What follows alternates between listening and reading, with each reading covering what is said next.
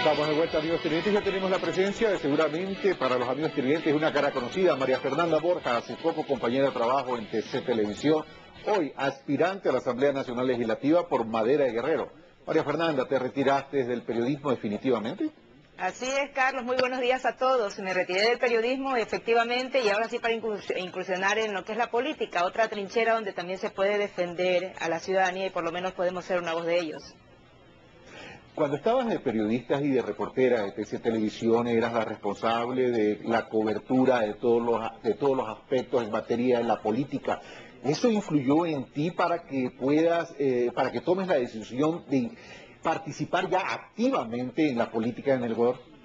Te cuento que no tenía planeado participar en política. De hecho, yo me retiré en enero y formé una empresa con una amiga de asesoría de comunicación. Pero sí conocí la realidad de muchas personas. O sea, tú sabes que el reportero normalmente cubre, recorre, conoce historias reales, situaciones críticas, dramas, historias que realmente nos llevan a la posición de saber lo que pasa en el país. Pero no, eso no fue un antecedente definitivamente para el tema político. Eso llegó más o menos por mayo. Empecé a conversar con la gente de Madera de Guerrero y definitivamente fue una propuesta que valía la pena. Yo soy milagreña. El Distrito 4 necesita un representante milagreño, porque es la que tiene mayor población en función de su jurisdicción, y me animé a participar por mi cantón y por todos los cantones que representan el Distrito 4. Ahora, ¿cuáles son las propuestas que María Fernanda Borja llevaría a la Asamblea Nacional en caso de ser favorecida con la votación popular? Te cuento que tenemos un plan macro de actividades dentro de la Asamblea Nacional en caso de entrar la mayoría de los candidatos que somos de Madera de Guerrero, de las 6 Madera de Guerrero. Está las reformas al Código de Procedimiento Penal y Código Penal. Tú sabes que eso necesita muchísimos cambios en este momento. Se está tratando sí en la Asamblea, pero no va a llegar al punto en que se espera. Nosotros queremos sí fortalecer un poco más o endurecer un poco más las penas. Aparte de que sí se necesita evitar esto de que la prisión preventiva tenga solo 6 meses, ahora tiene que mantenerse durante un año. No hay una legislación tampoco en la Asamblea, un proceso de fiscalización como nosotros esperamos, y ese lo vamos a implementar. La fiscalización, hay que cambiar el marco normativo de la legislatura para poder entrar a trabajar como se debe, ya empezar a legislar y a fiscalizar con fuerza para que no queden proyectos de ley en la banca. Ok, vamos en la banca de los legisladores. De los legisladores, claro, porque ahí es que está quedando todo proyecto, o sea, se posterga cuando se les da la gana. Ok, vamos a estos dos temas que has mencionado, María Fernanda. El uno tiene que ver con el tema del proyecto del Código Orgánico Integral Penal que se está debatiendo en la Asamblea Nacional, y esto evidentemente tiene que ver, y no podemos dejar de asociarlo con el tema de la seguridad ciudadana.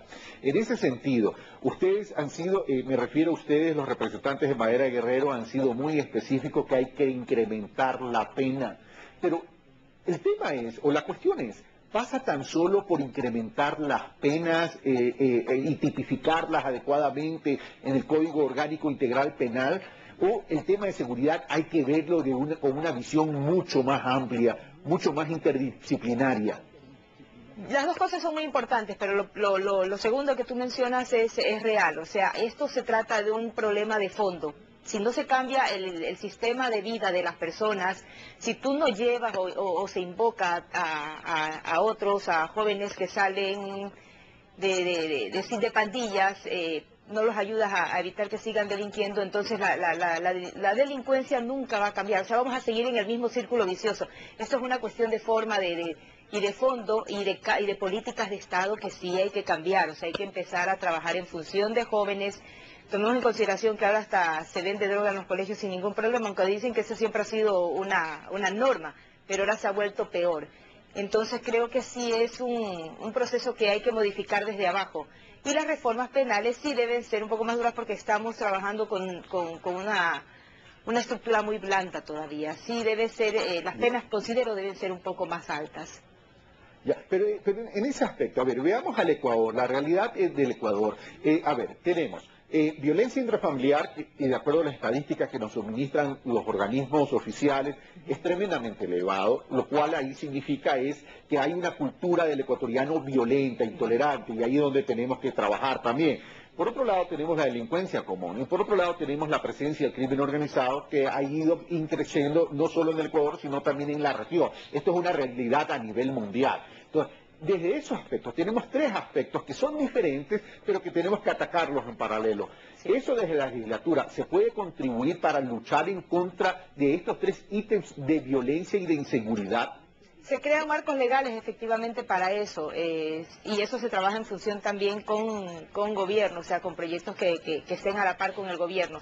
Pero sí se puede crear como marco legal dentro de la Asamblea figuras o estructuras para poder empezar a trabajar con este tipo de situaciones. Se habla del tema de las visas a los extranjeros. No creo que tenga que limitarse el paso a ellos, pero sí se debe controlar quienes ingresan al país, o sea, definitivamente sin poner restricciones tan duras como ocurre con otros países, pero sí debemos saber quiénes están, quiénes entran, qué tipo de prontuariado tienen las personas que entran al Ecuador. Y más o menos esa es la forma, la idea, crear marcos legales que nosotros todavía estamos estudiando y analizando, porque tú sabes que eso ya se va con una propuesta en conjunto como partido político y movimiento. Ahora, vamos al tema de la fiscalización ya para ir terminando, María Fernanda. En el tema de la fiscalización, si bien es cierto que es una función importante de la Asamblea Nacional Legislativa, el tema de la fiscalización termina a veces siendo un show. En la mayoría de los casos termina siendo un show y eso hace perder la credibilidad en casos muy puntuales cuando se requiere una fiscalización efectiva. ¿Cómo poder llevar una fiscalización con responsabilidad que convoque e involucre a la ciudadanía para poder reivindicar esa credibilidad? Cuando tenemos a veces asambleístas que lo que hacen es simplemente entrar en un escenario aparentemente de un gran teatro, y eso es lo que hace perder la credibilidad a la fiscalización de la Asamblea Nacional Legislativa. Claro, aquí hace falta muchísima más investigación de parte del asambleísta antes de llamar o convocar a una persona, a un personaje, un funcionario público, saber qué es lo que ha hecho en realidad, qué es lo que tiene, con qué elementos cuenta para poder fiscalizar, aunque definitivamente ahorita la fiscalización es un saludo a la bandera, porque no queda en nada, o sea, queda en nada, como ya lo hemos visto. Pero sí tenemos que hablar de la persona que vaya a hacer la fiscalización, o el funcionario, o el asambleísta, perdón, que vaya a hacer la fiscalización, debe tener muchísimos elementos de juicio para poder entrar a juzgar a un funcionario, a un personaje público, antes de hacer un escándalo, un show, como tú dices. O sea, no soy partidaria de los shows dentro de la asamblea para ganar más votos, no, y sí se debe hacer las cosas a conciencia, y receptando incluso denuncias, que existen muchísimas denuncias, para poder trabajar en función de eso. Siempre la fiscalización está a la mano con una investigación. Ahora, en ese sentido mencionaste la necesidad de reformar el Código Orgánico de la Función Legislativa. ¿Cuál es la propuesta que lleva Madera de Guerrero para poder reformar ese Código Orgánico de la Función Legislativa? Para darle la figura de poder sancionar como se debe a esos funcionarios que son fiscalizados y que se comprueba su delito, participación en actos de corrupción. Entonces, ya que exista la sanción para que ellos incluso puedan dejar sus funciones, sus cargos, ya eso no se da.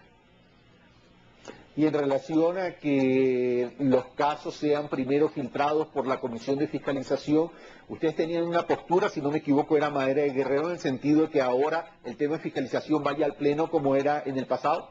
Sí, efectivamente, o sea, no pueden quedarse dentro de una comisión y muchas veces por la mayoría oficialista se lo deja en blanco, se lo deja pasar o no pasó nada aquí. Sí debe ser debatido por todos los asambleístas y todos deben conocer estos casos. Bueno, María Fernanda, muchas gracias por estar con nosotros y suerte en esta nueva etapa de tu vida, dura por cierto, muy bien comprendida, más aún cuando se decide hacer política desde la Asamblea Nacional, que es un cuerpo colegiado no muy bien visto por la ciudadanía en términos generales, a pesar de que debemos reconocer ha ido creciendo su reputación y su credibilidad. Pero es un cuerpo colegiado cuya percepción en la ciudadanía no es tan buena. Claro, yo lo que digo es que hay que cambiarle la cara a la política y creo que a eso apuntamos muchas personas que vamos con honestidad a trabajar y a trabajar como se debe, o sea, no a faltar ni a alzar la mano. Gracias, Carlos. María Fernanda, un fuerte abrazo. Igual para ti, chao. Bueno. Nosotros seguimos primero con una pausa y luego ya con Jorge León para hacer un análisis de la campaña electoral. ¿Cómo estamos terminando el año? ¿Y cómo comienza esta campaña a partir del 4 de enero del 2013? Venimos de nuevo.